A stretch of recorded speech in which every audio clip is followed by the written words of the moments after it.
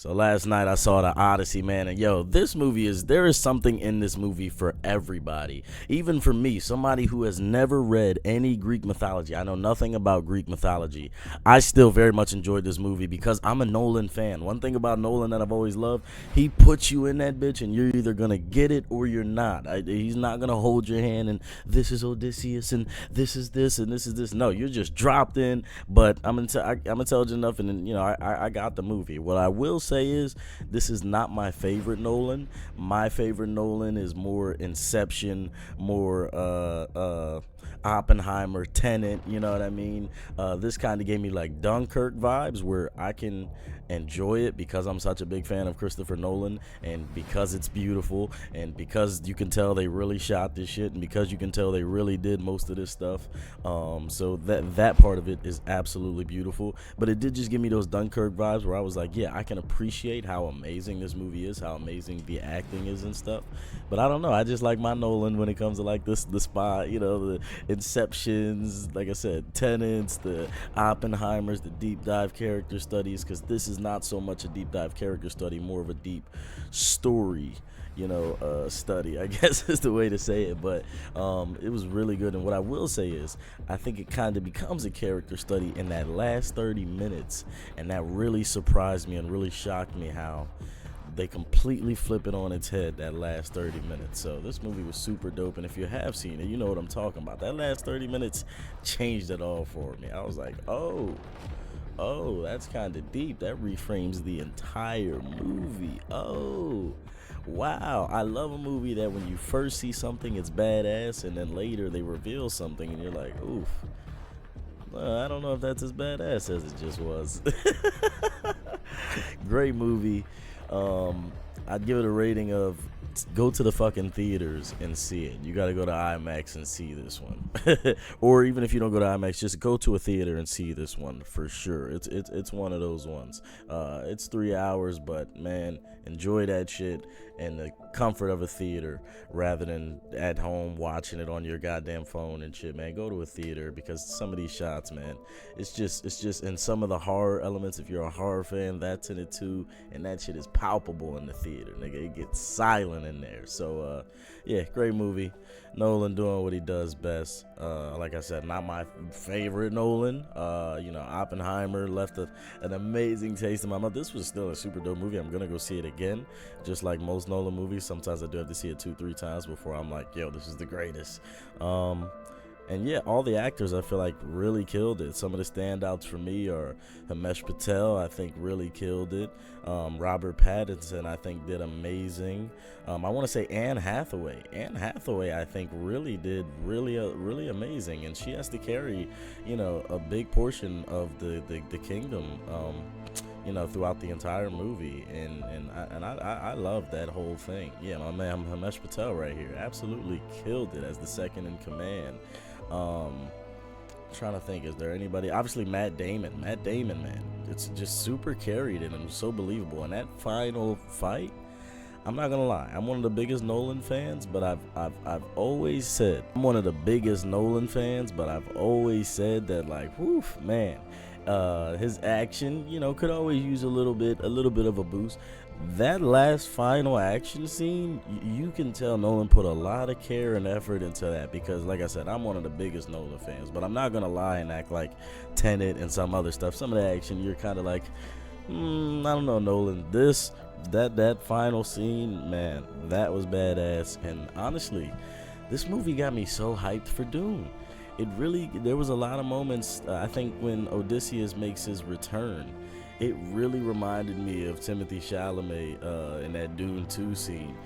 No one in this room can stand against me. I really was getting vibes of that, and that's a great thing. I was like, oh man, this gives me vibes like when that one comes back and none of you can be that one. You know what I mean? It was so dope, so dope.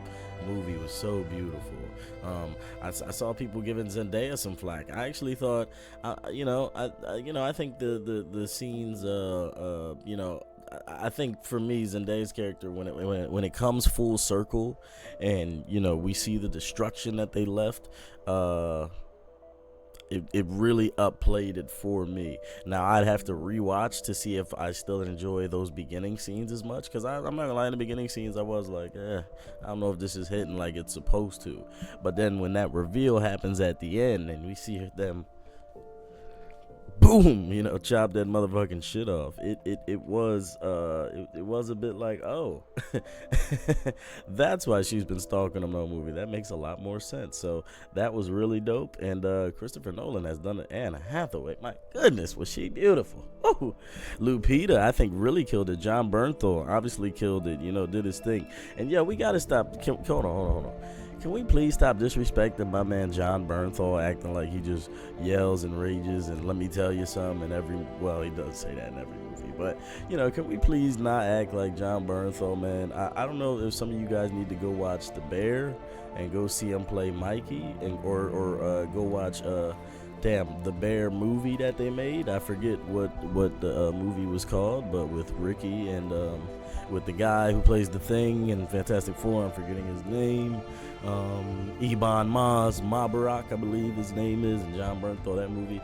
Yo, the brother got chops. The brother can act, man. I get it, but he works as that tough bravado guy. Okay, now, like I said, one of the things I did want to talk about, though, and I'm interested to see if some of you agree, I don't know if you've never read Greek mythology and then you take out the fact that, like, I'm a super big Christopher Nolan fan, so I knew what to expect. I was expecting a Dunkirk vibe, because Dunkirk was the same thing for me. I didn't know much about the war or anything like that, so just watching it was an experience. But like I said, just preferably, I think I do like a little bit more of the aura farming in my Nolan. That no issue. Like I said, these are all dope movies, but just for me personally, I did find myself in the theater wondering if I wasn't who I am. I like to think I'm an intelligent individual, and I know that Nolan is just gonna drop me in there and start telling the story.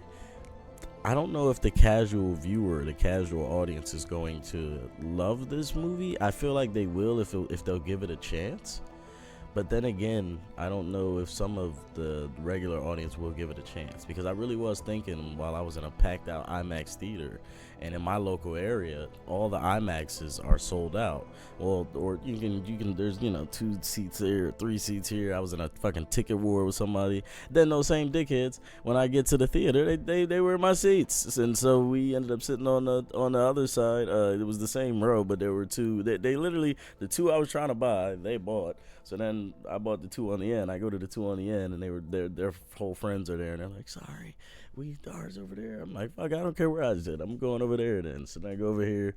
So the whole other story. But I will say, I wonder if regular, audience moviegoers will give this movie a chance. I mean, it's Nolan.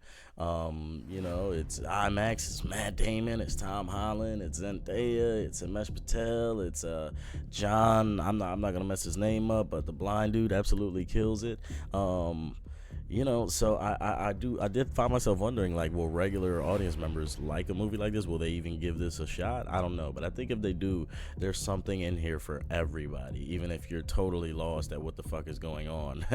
Because I didn't find myself lost, except for in the beginning. In the beginning, and then this movie jumps around a lot, so that can definitely be confusing for somebody like me who knows nothing about Greek mythology. But I was able to kind of keep the pieces together, and honestly, for me, that last 30 minutes of Matt Damon just fucking up the entire crew, that is for me a reason enough to go to see this movie, to see Matt Damon just aura farm it up. Like I said, I don't lie and act like I don't like my Nolan aura farming a little bit, you know what I mean? Like Oppenheimer, aura farming a little bit, you know what I mean? Tenet, aura farming a little bit, Inception, extreme aura farming. So, I did really enjoy that scene, those scenes towards the end.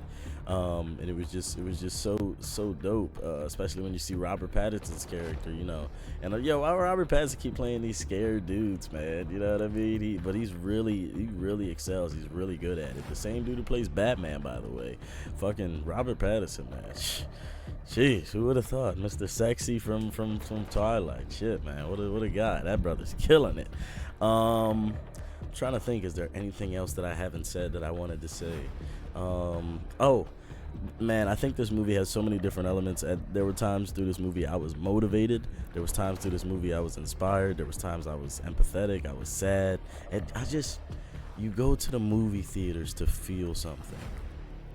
And this is a movie where you're going to feel something. There is life. There is, something palpable to get from the screen. And my last movie, well, I did go see Obsession, but then the last movie that I've been to in the theaters was Supergirl. And I felt nothing. And sometimes that can, just leave like a bad taste in your mouth. So it was nice to come to the Odyssey and regain that, yes, feel something. That's bare minimum. Even if I don't like the movie, can you make me feel something? Empathy, sadness, happy, anything. Supergirl, I'm not gonna lie, I felt nothing. But we're not here to talk about that. So this is my review for the Odyssey. I think it was pretty dope. I also think all the stuff people were complaining about, Lupita, Elliot Page, that stuff is so small, and I think it works. I think it works, especially if you can acknowledge, Elliot and not give a fuck. Who cares? What does that have to like?